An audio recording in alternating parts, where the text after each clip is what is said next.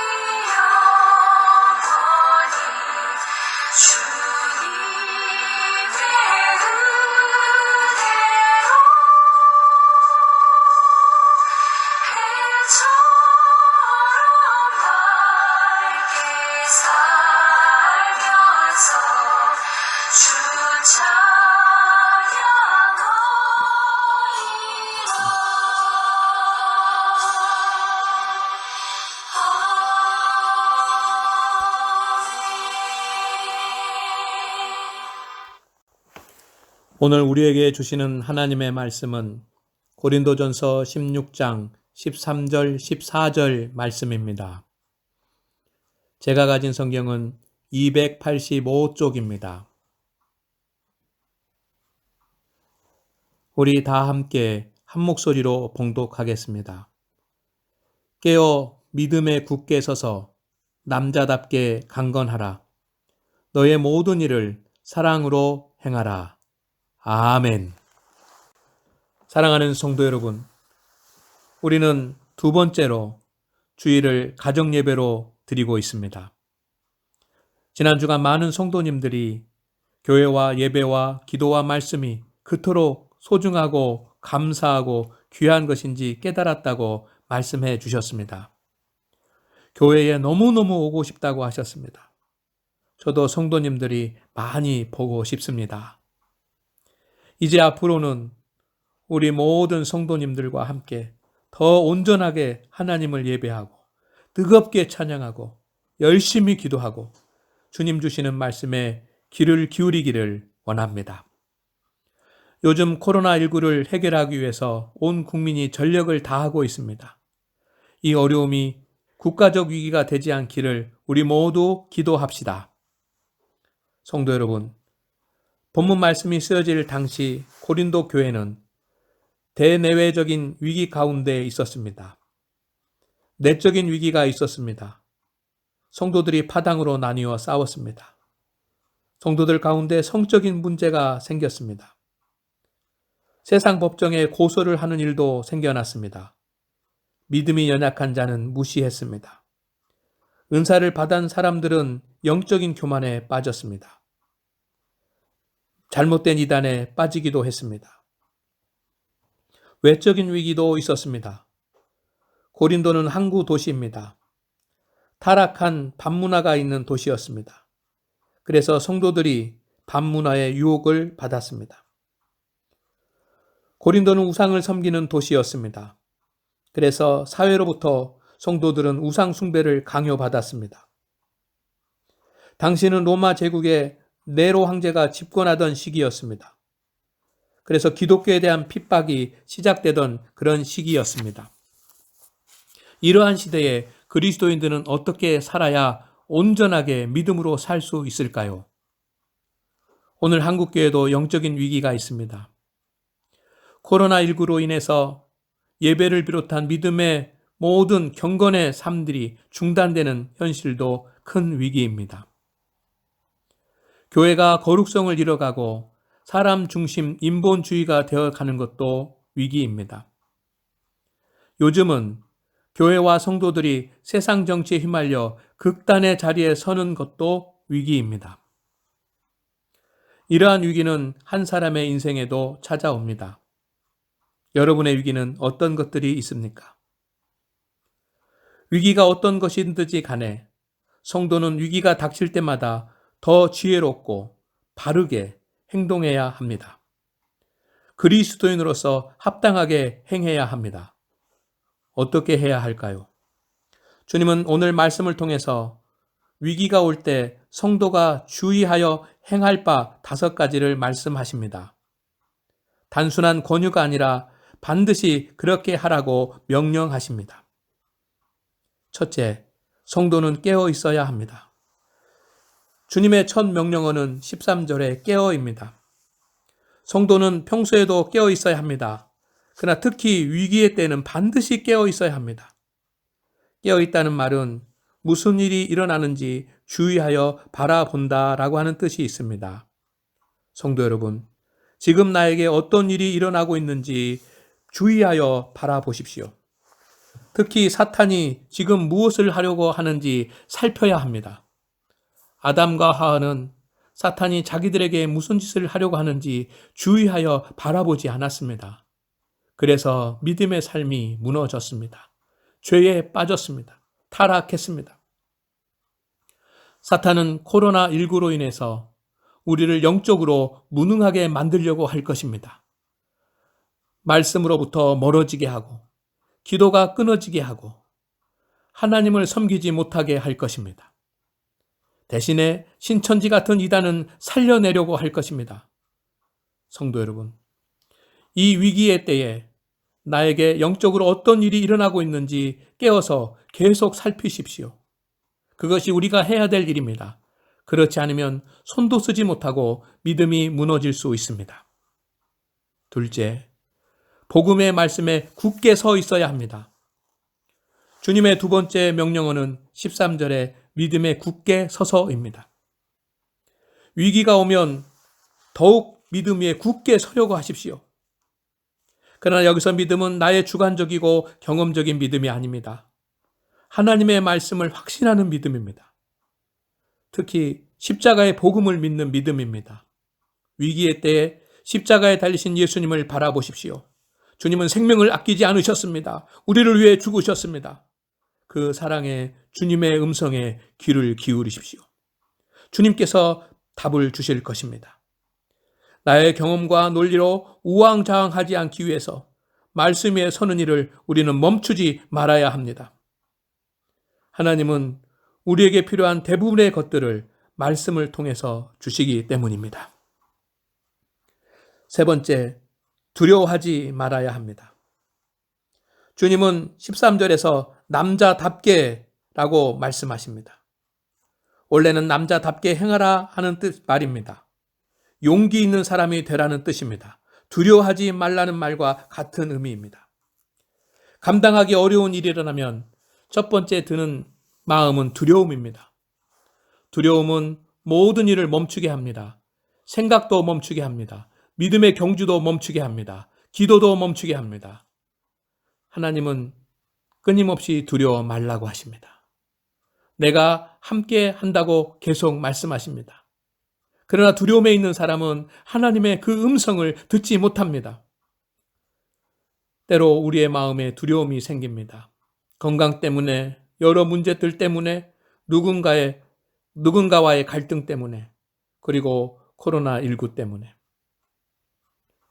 우리 마음 가운데 두려움이 생긴다면 우리는 먼저 나는 하나님께서 함께하고 계심을 확신하고 있는지 살피십시오. 그리고 하나님께서 함께 하신다는 것을 믿으십시오. 그때 우리에게 두려움이 없어질 것입니다. 넷째, 강하고 담대해야 합니다. 주님의 네 번째 명령은 13절에 강건하라입니다. 성도는 강해져야 합니다. 연약한 용사는 전쟁에서 이길 수 없습니다. 무엇이 강해져야 합니까? 믿음입니다. 위기의 때는 믿음이 강한 사람이 승리자가 됩니다. 블레셋과의 전쟁에서 승리한 사람은 힘이 강한 골리앗이 아니었습니다. 믿음이 강한 소년 다윗이었습니다. 이것을 꼭 기억하십시오. 믿음은 어떻게 강해집니까? 믿음으로 이기는 경험들이 쌓이고 쌓이는 만큼 믿음이 강해집니다. 믿음으로 이겨본 적이 없고 세상적인 방법으로 이겨보려고 하는 사람은 항상 세상의 힘만을 의지합니다. 그래서 믿음이 강해질 수 없습니다. 위기가 오면 오직 믿음으로 감당해 보십시오. 기도하고 말씀으로 무장하고 하나님을 의지하고 나갑시다. 하나님께서 승리하게 하실 것입니다. 그때 성도의 믿음은 더욱 강해집니다. 이것이 하나님께서 원하시는 것입니다. 다섯 번째, 모든 일을 사랑으로 해야 합니다. 다섯 번째 주님의 명령은 13절에 모든 일을 사랑으로 하라입니다. 어려움과 위기가 오면 우리는 다른 사람을 생각할 정서적 여유를 잃어버립니다. 그래서 분노하고 비방합니다. 배타적이고 이기적이고 자신만 아는 사람이 됩니다.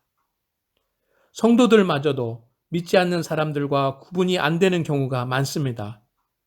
그때 우리는 가장 귀한 것들을 이룰 수 있습니다. 하나님은 우리가 무슨 일을 하든지 사랑으로 하라고 하십니다. 어떻게 모든 일을 사랑으로 하라는 말입니까? 할 수 있습니다. 하나님을 사랑하고 이웃을 사랑하는 마음을 가질 때 가능합니다. 성도 여러분, 우리 장안교회 성도들은 위기가 오면 사랑의 마음을 잃어버려 모든 일을 분노와 비방과 이기적으로 행하는 성도가 되지 맙시다. 인생은 때로 국가적인 위기, 교회적인 위기, 그리고 개인적인 위기를 만나게 됩니다. 그러나 하나님은 우리에게 위기에서 승리하는 5가지 방법을 주셨습니다. 하나님의 방법을 따르는 자 승리하게 될 줄로 믿습니다. 성도는 깨어 있어야 합니다. 복음의 말씀에 굳게 서 있어야 합니다. 두려워하지 말아야 합니다. 강하고 담대해야 합니다. 그리고 모든 일을 사랑으로 해야 합니다. 성도 여러분, 승리하십시오. 주님께서 우리를 지키실 것입니다. 그리고 속히 만나서 함께 찬양하고 함께 기도하고 함께 예배하기를 소망합니다. 주님께 목회 기도를 드리겠습니다. 치유의 하나님, 코로나19 바이러스로 인하여 불안과 공포 중에 있는 인류를 구원하시고 치유하여 주옵소서. 한순간에 모든 것이 멈추고 순식간에 모든 것이 마비되어 가는 것처럼 느껴집니다. 주님이 아니면 이 위기를 극복하기 어려우니 주님 긍휼을 베푸시어 도와주옵소서. 세계적 재앙은 인간의 죄의 결과입니다. 창조의 질서를 어겼습니다. 창조 세계를 인간의 탐욕과 정욕으로 함부로 사용하였습니다. 이제 그리스도인들이 먼저 회개의 자리에 앉게 하옵소서. 우리를 용서하여 주옵소서. 온 인류가 하나님을 두려워하며 하나님을 찾는 기회가 되게 하옵소서. 신천지 같은 이단의 세력들이 무너지는 기회가 되게 하여 주옵소서. 교회에서의 예배와 기도가 중단되어 마음 아파하며 교회를 그리워하는 성도들을 기억하시고 위로하여 주옵소서. 속해 교회의 문이 활짝 열릴 수 있도록 이 땅을 치유하여 주옵소서. 가정에서 드리는 주님을 경외하는 예배를 받으시고 은혜와 능력을 주옵소서. 어느 때보다 더 크고 위대한 믿음을 주셔서 정금같이 빛나게 하옵소서. 사탄의 유혹에 넘어지지 않게 하옵소서. 성도들을 코로나19로부터 지켜주시고 생업에도 지장이 없게 하옵소서. 어린아이들, 노년의 성도들의 건강을 보존하여 주옵소서. 어디를 가든지 안전하게 하옵소서.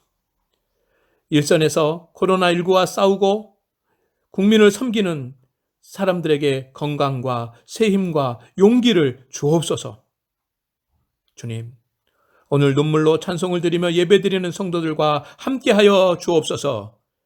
예수님의 이름으로 기도드립니다. 아멘. 찬송 301장 하나님께 드립니다.